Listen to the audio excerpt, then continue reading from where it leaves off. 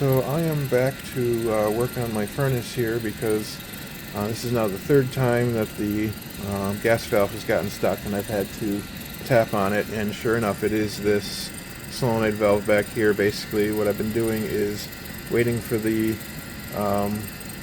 igniter to turn on. I can see the igniter through the little window here, and that turns on. It's about the time for the gas valve to kick on, and I just start tapping the solenoid there to free it up. And it's been working, but I do need to replace this valve. I have another one on order, but I did get my manometer in so I can adjust the gas pressures, and I figured I'd learn how to use it with the valve that's currently in place. And so this is actually fairly simple. There's a port on the side of the gas valve. This is the output port, and you plug it into the plus side of the manometer because it's pressure that we're testing. And right now I'm reading 1.5-ish, and this is on the low fire side. This is a two-stage furnace, and if you can see the reading plate in there, it's saying that for natural gas I should be reading about 1.24, and for the I think that's for the high side, it's supposed to be 3.43. It's kind of hard to read all that in there. There's also a chart for propane, but we're not on propane, so I'm not going to bother with that. So what I'm seeing is that it's actually set a little high for the low fire side.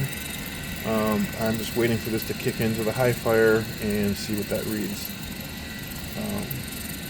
So that will give me at least a baseline in case I need it for the replacement valve.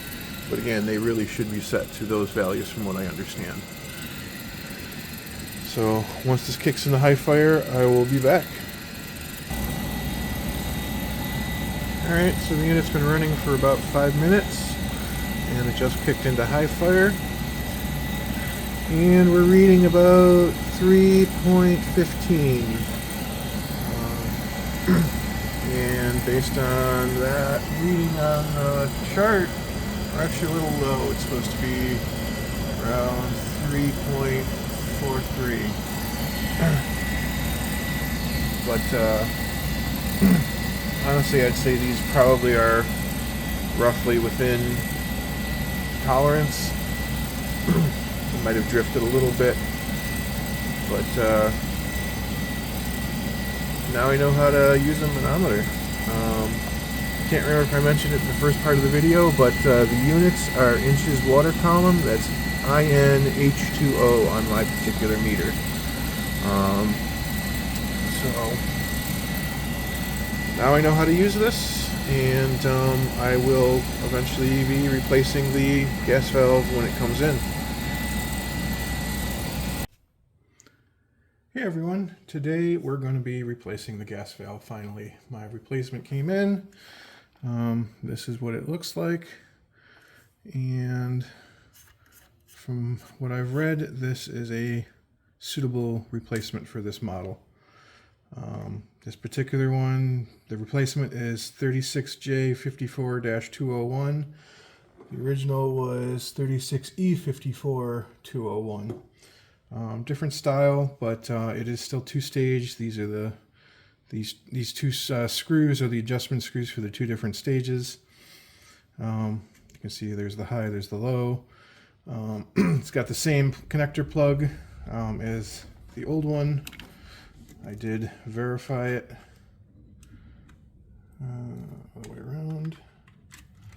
It's keyed one way, and I confirmed that the way that it plugs in and the markings on the old one match the new one. So the only thing that this valve does not have is this port over here. It goes to the pressure switches. So what I am going to do is I'm just going to cap it off at the T here. I don't know why this gas valve has a pressure sensor on it, but we're hoping it's not going to be needed. I don't see any logical reason why it's needed. So, shut off the gas. And then we will crack open the union.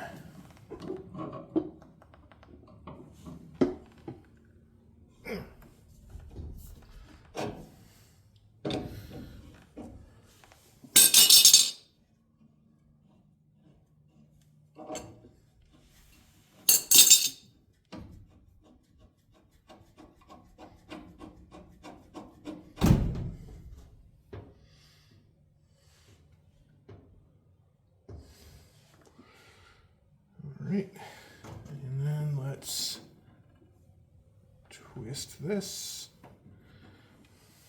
Grab our pipe wrench. Oh.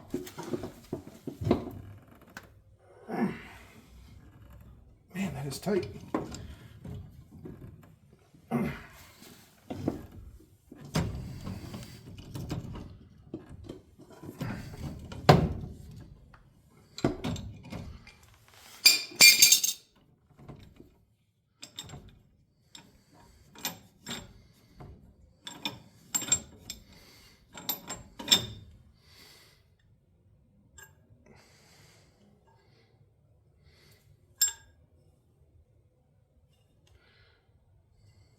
Just knock off some of the excess pipe dope on there. All right, now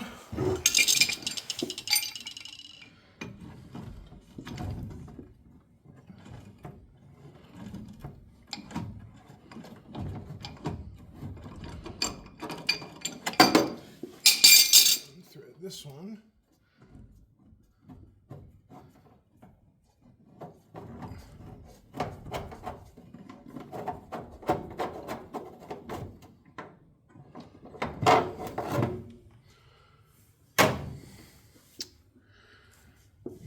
We can try spinning the actual gas valve.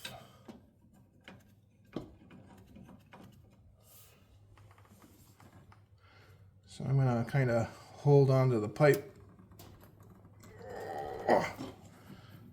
See if I can get this without removing the whole burner assembly, but there we go.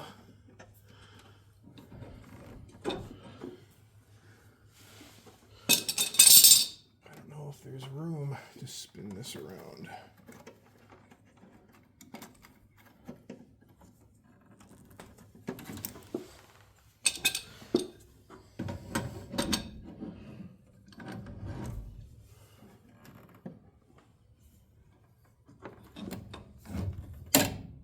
Nope, definitely not room.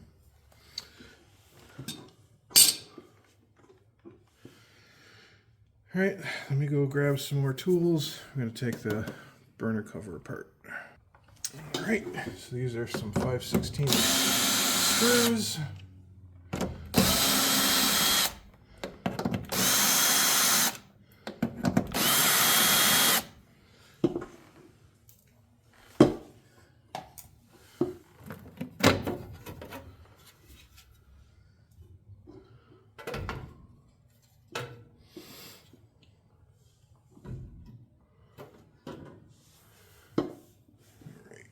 Clip some zip ties. That one was brittle.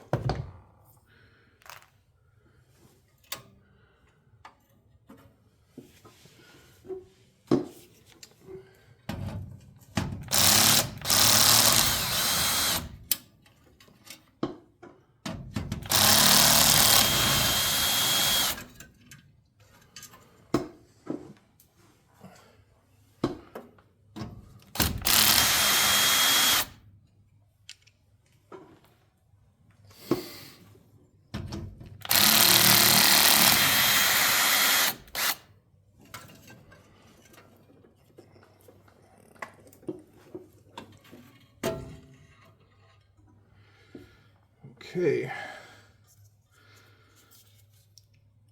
So I'm just gonna spin this old one off.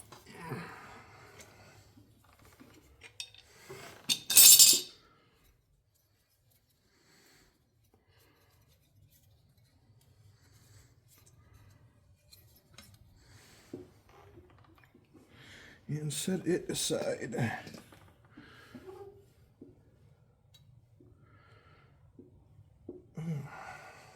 Some pipe glue on this. We go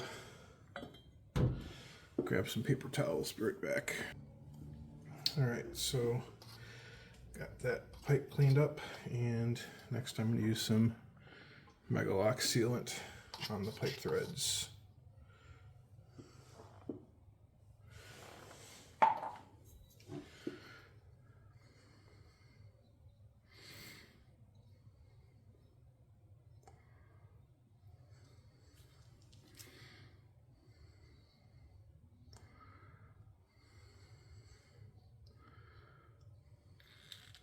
So basically I'm just putting enough to kind of fill the threads.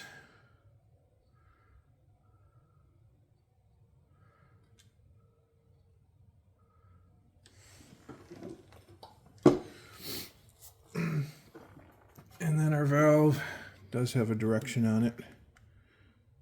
And the gas flow goes this direction towards the furnace.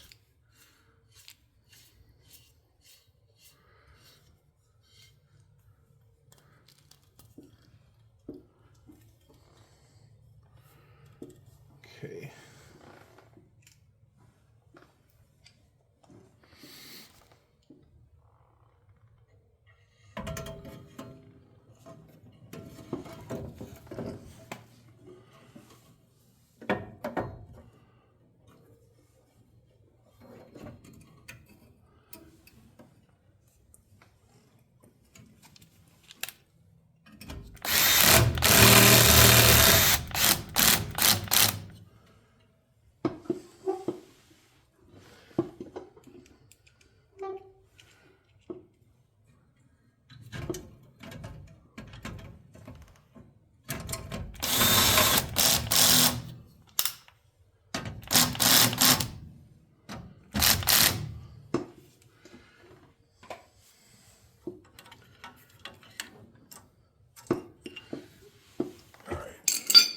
Make sure we can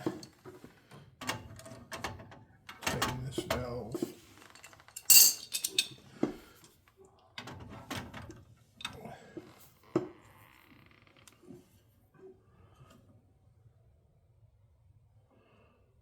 There we go.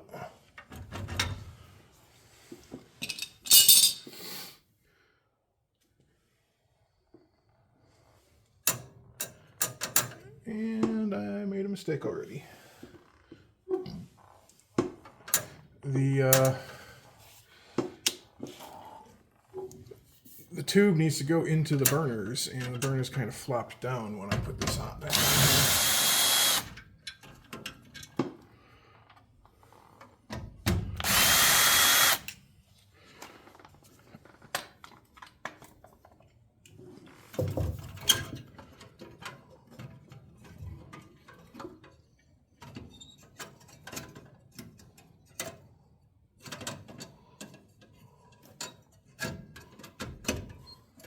Go.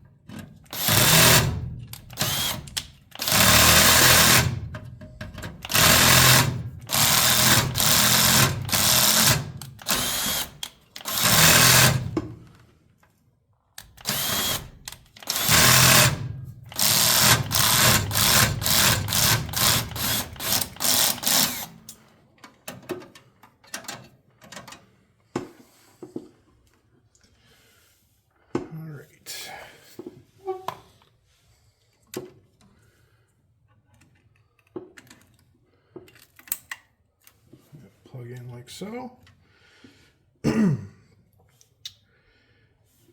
And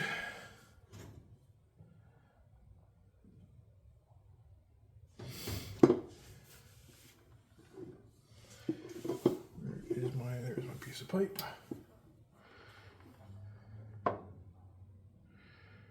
I think I'm going to change this out.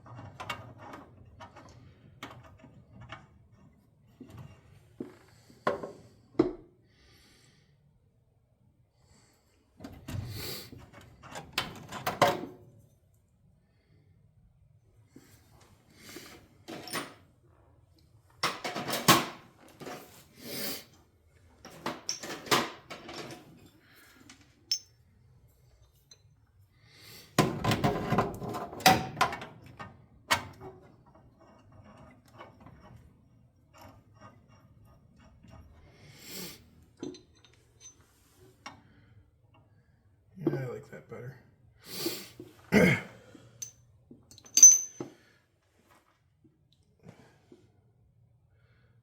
So don't mind me, I'm just gonna remove this piece of pipe with my pipe wrenches.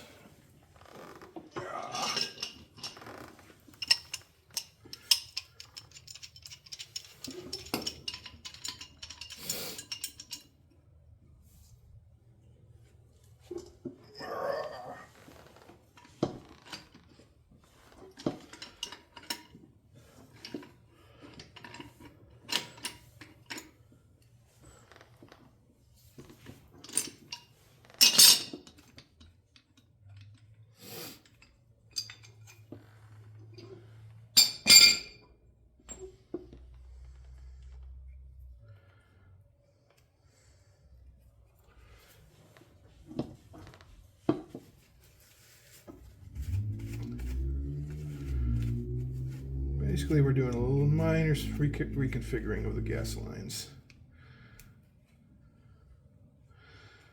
And I'm just trying to clean off some of the old pipe dope off of this elbow that I'm going to reuse.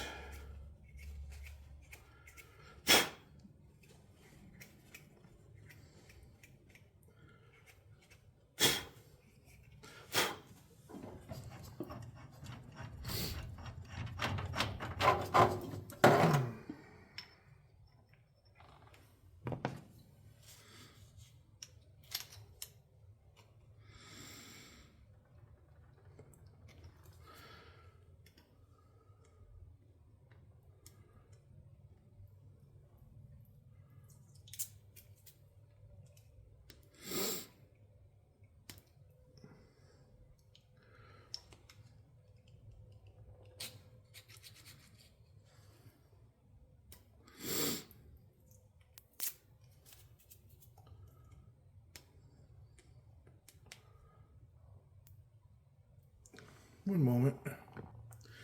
All right, that was just me trying to be particular. I was scraping off the old label off of this just for a neater look. And we'll do the thread sealant on this too.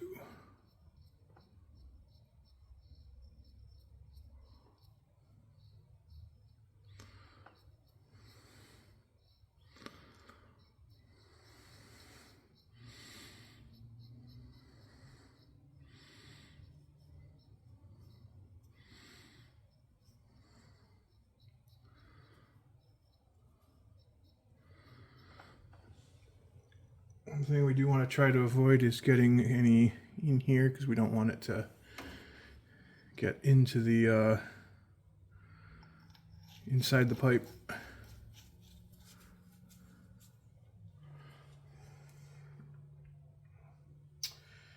And cause any issues with the gas flow.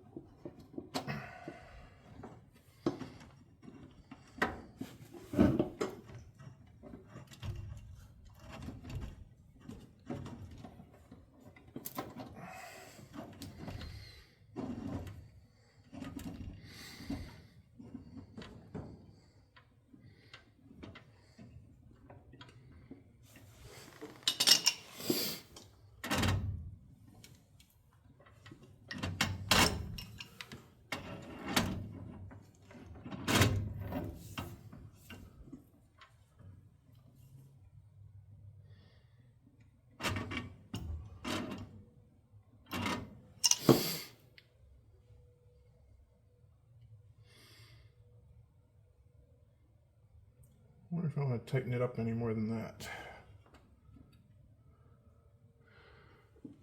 I'm thinking probably not.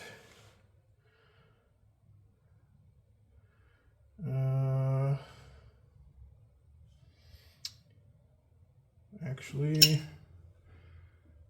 I'm gonna have to.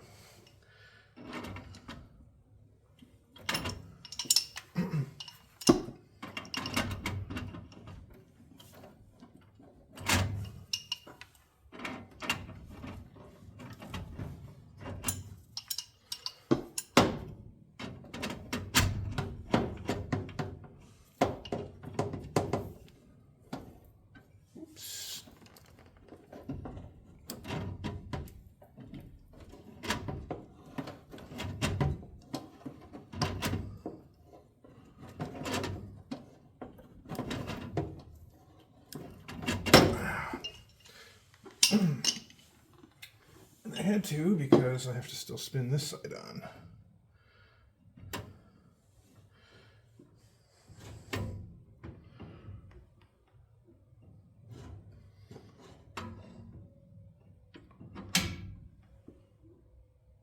Let's see how that lines up.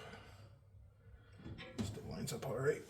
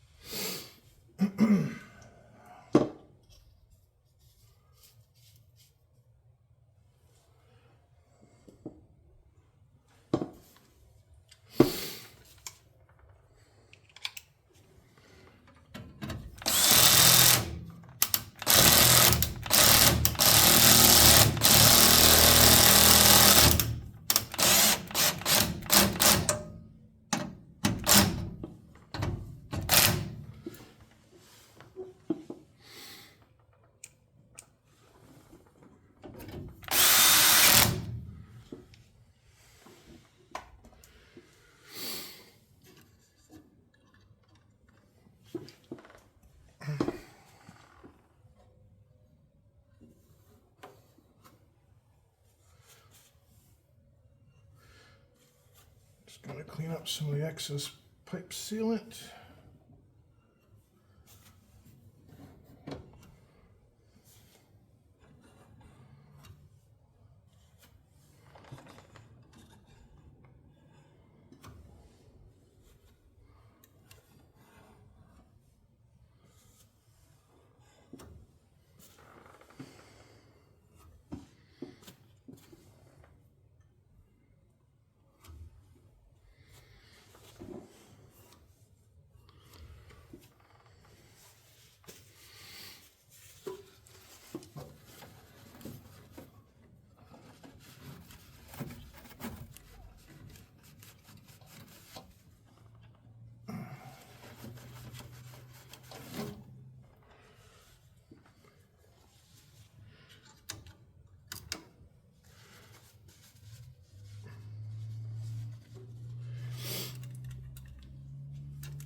Okay.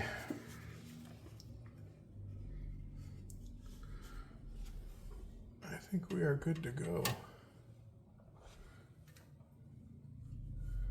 I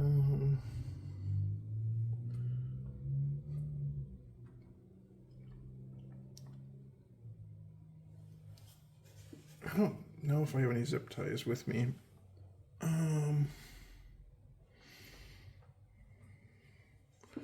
Let me go hunt around and see if I have any zip ties. Alright, so I found a lone zip tie. I have no idea where it came from, but I will gladly take it.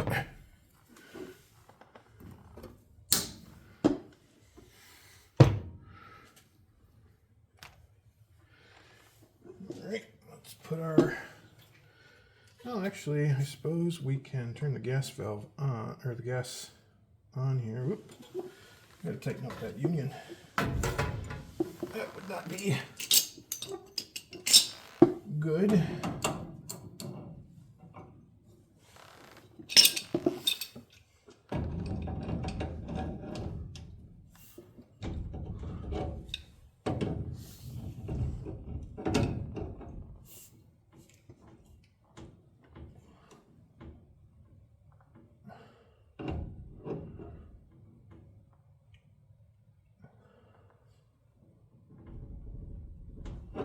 Okay, union's tight. So that's tight. We remove both those sides.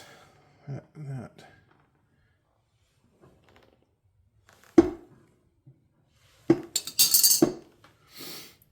So now we can put our cover on.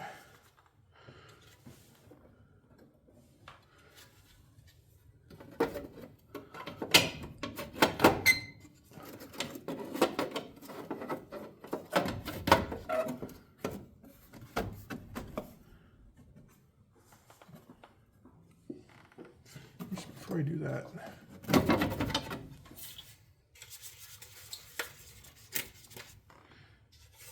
see if I can clean the inside of that window a little bit.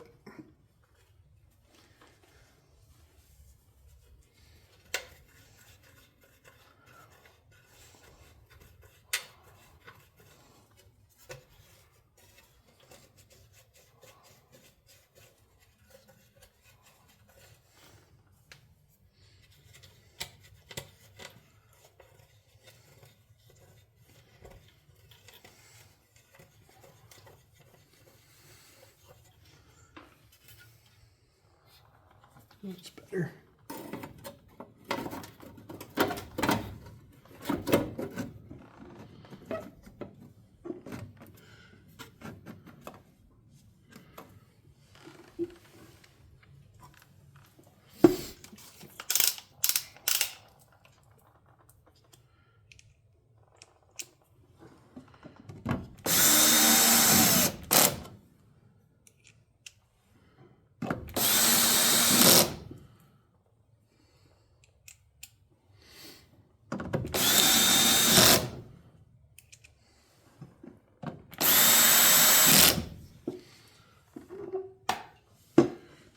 All right, flipping the switch on. let's see what happens.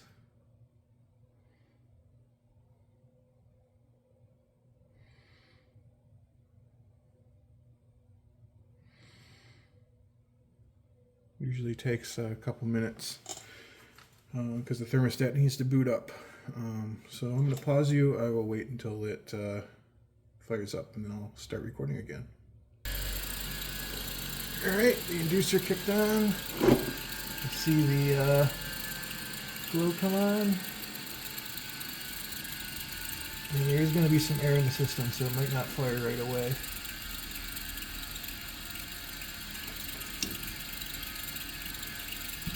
It clicked.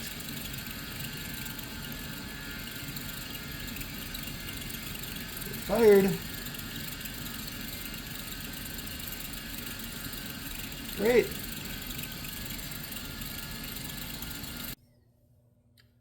So I'm back a couple days later after recording the prior video.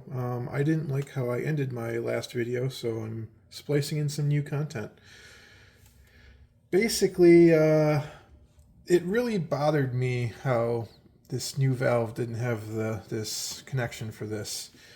And I did a whole bunch of research, and I feel like I need to kind of go back to the very, very beginning of explaining this whole project in order to kind of tell you what all this is about. So usually when I go to replace something, I'll try to replace it with an identical part. So when I looked up this particular part on eBay, I could find them, but they were all in terrible looking physical condition. They were all had corrosion on them. And the ones that didn't look like they had been living in a swamp were expensive. And I'm like, that is odd.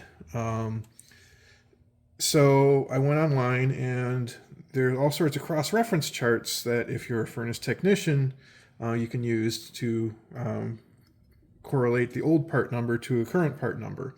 And there is a very modern equivalent of this valve.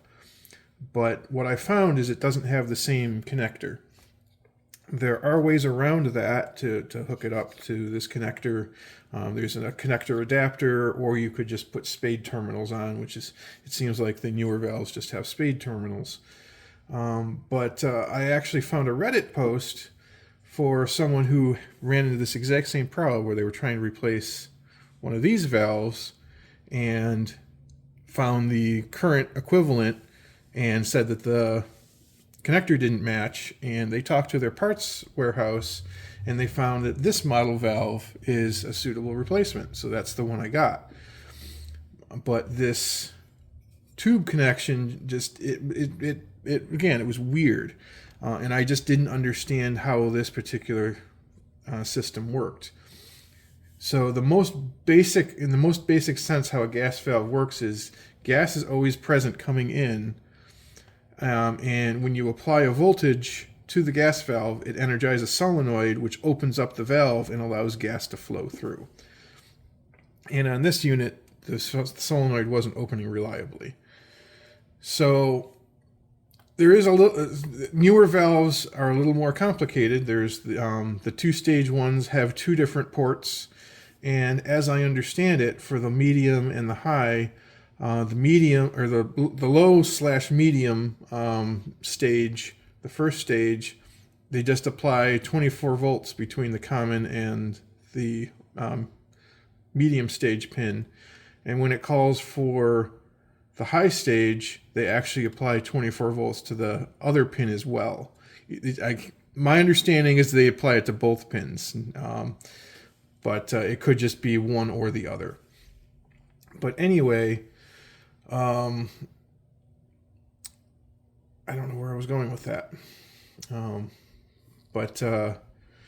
Yeah, so anyway, this was supposedly the replacement valve. So, but again, this port thing bothered me. And if you look at the old unit, it says pilot.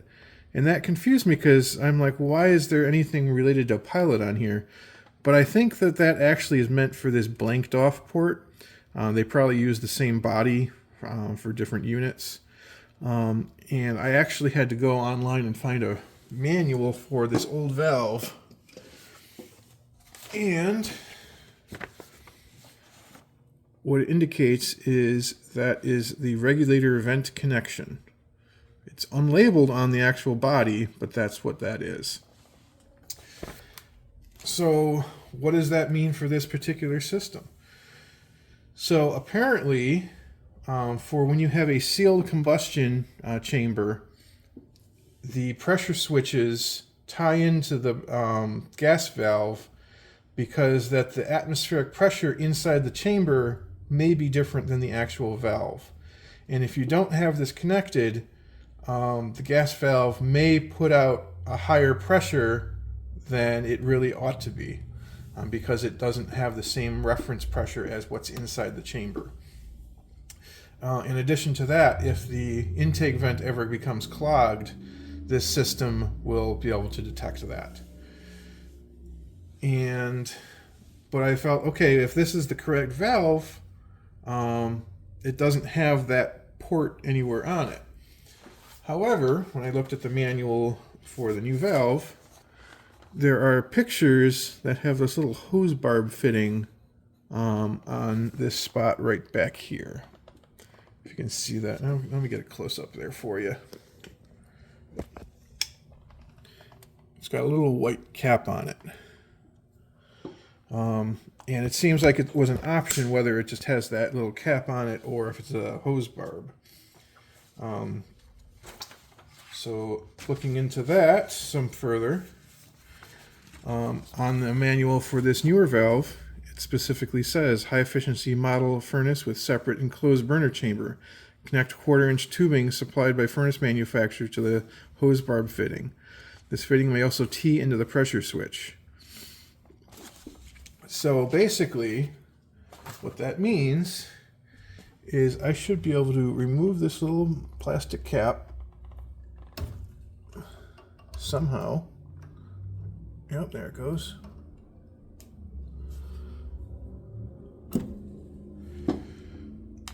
And I don't have the actual hose barb fitting, but I think I can slip this piece of tubing over that stub. I think I can get it to fit.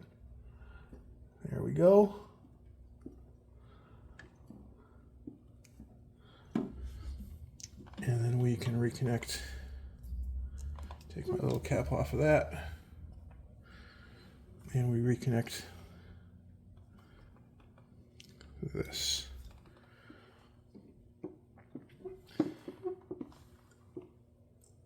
So now we have the vent connection to the new gas valve. So now everything is connected exactly as it should be. So all that's left at this point is to tune the valve. Again, this is a couple days later. I've left this thing running as it was set.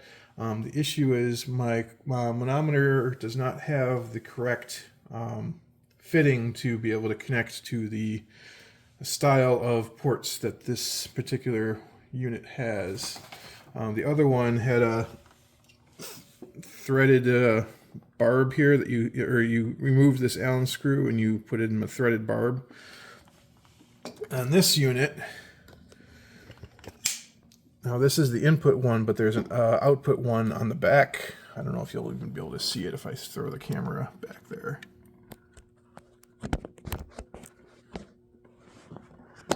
Right down there. But it looks just like this one. And basically what you're supposed to do is you loosen this Allen screw by a turn, and that opens it up, and then you slip a piece of tubing over this entire thing, just like I did here. But you slip that over that, and then you connect your manometer to that. Like I said, my current manometer does not have that particular size hose, so I did order a kit that should be able to, with a bunch of various adapters, that should allow me to tune that in the future. When that comes in, I will come back and tune the valve. So I'll do that in a separate video. It'll probably be quick. But again, I just wanted to give you an update on the vent connection hose and explain kind of how I got here with this different valve, and this was a whole big learning experience for me. Like I said, researching the different valves, different style valves with the different revisions. There was also, I went down a rabbit hole of model numbers on valves. Let me see if this particular set of documentation explains that. Because basically it's like a decoding of the model numbers.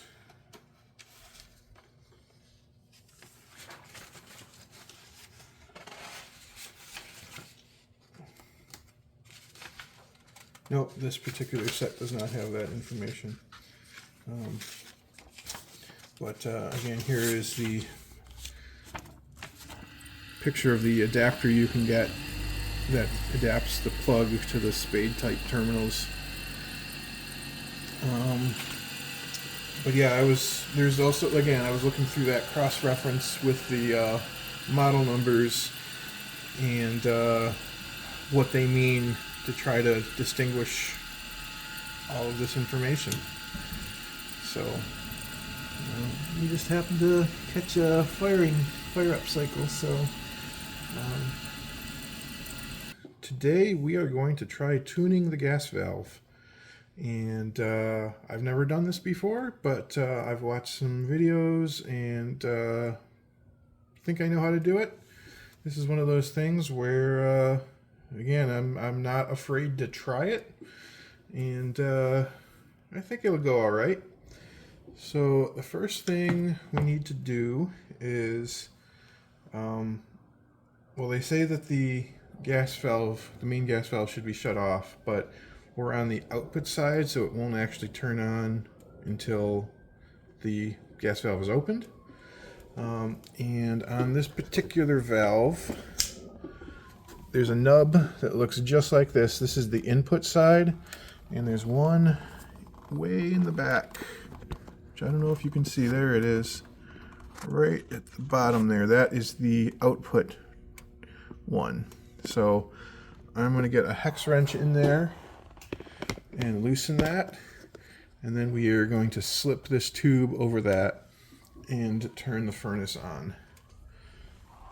So let me see if I can get down in there.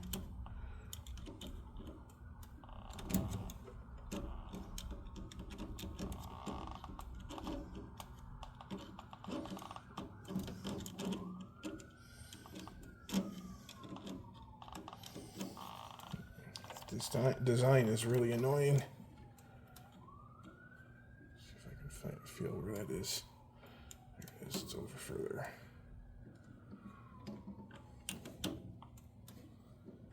There we go.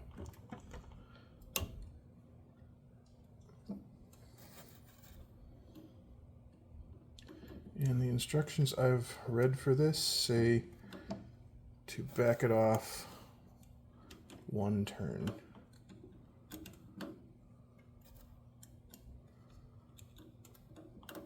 So we're gonna have to estimate that.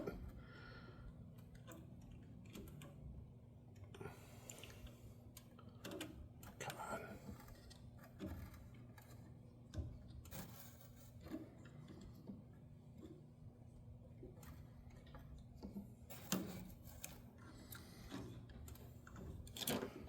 I feel that's about a turn.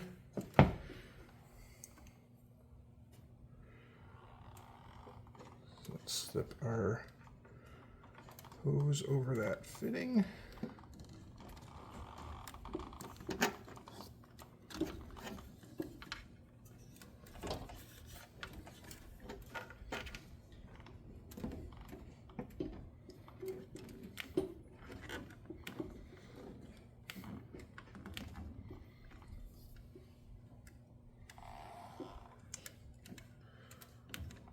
I think we got it.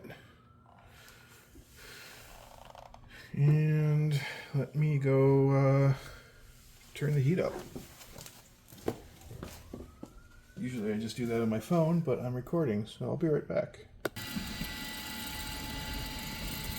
Alright, we are on, and first stage, we're at 1.52 inches of water column.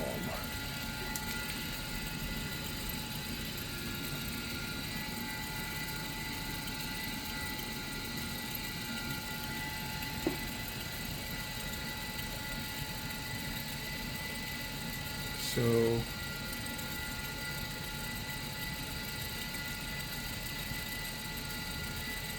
don't know if I even want to bother trying to adjust that.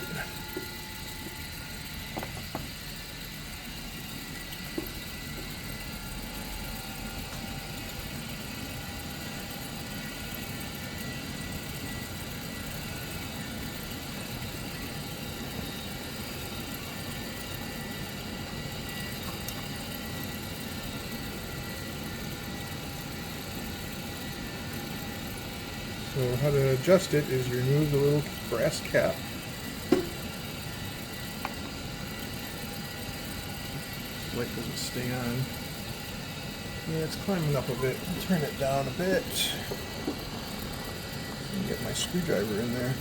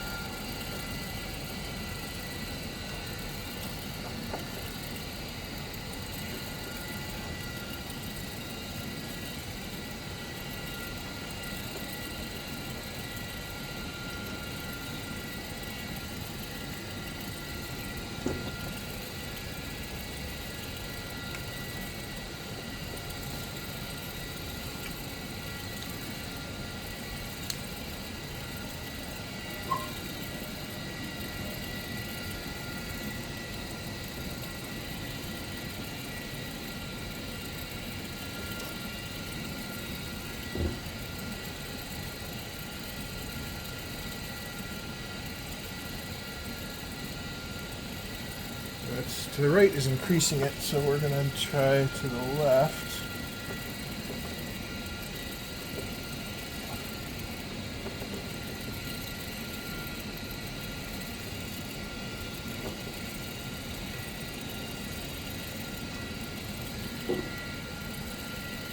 Yeah, it's going down.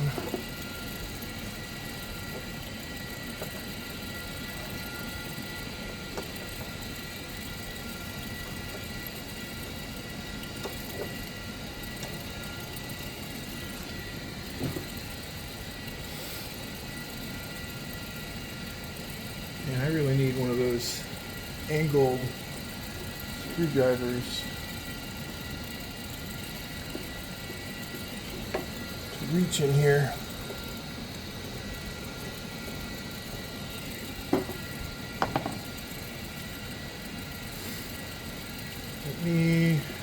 Let's see if I can come up with something. I'll be right back. Alright, so here's what I came up with.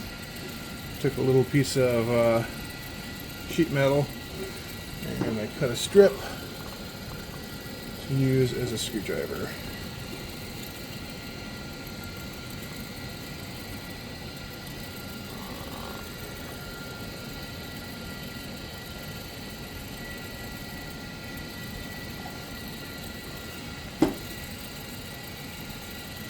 That's brought us down to 1.4.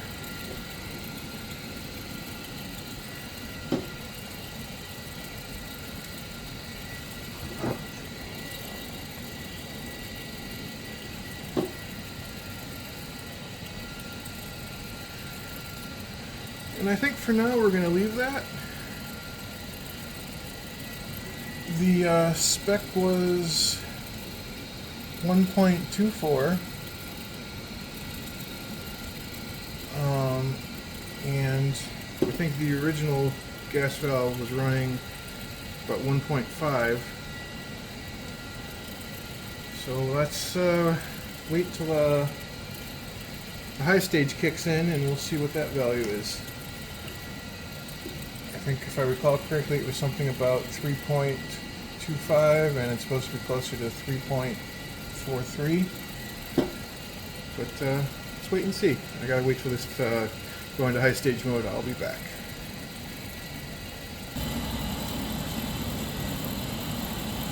Alright, so our high stage kicked in and we are reading 3.45. And it's fluctuating a bit, but it's supposed to be 3.43. That is perfect. I'm not even going to touch that adjustment. So, what this is telling me is the gas valve that we got was actually tuned pretty closely by default, and probably didn't need to do all this, but it's good to double check our work. And that's how you tune a gas valve.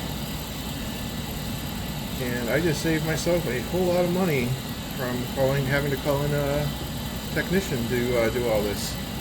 I think I spent about 50 on the gas valve. I spent, I think it was like 30 or 40 on the manometer and the accessory kit. Let me actually show you that really quick. It's kind of a nice little kit. Came with a whole bunch of different accessories, and this was on Amazon for I think it was about 20 bucks. So for just over $100, I was able to tackle this repair myself, and if I had called in a professional, this probably would have been I'm guessing a $500 to $600 job. So, alright, well, thanks for watching, everyone.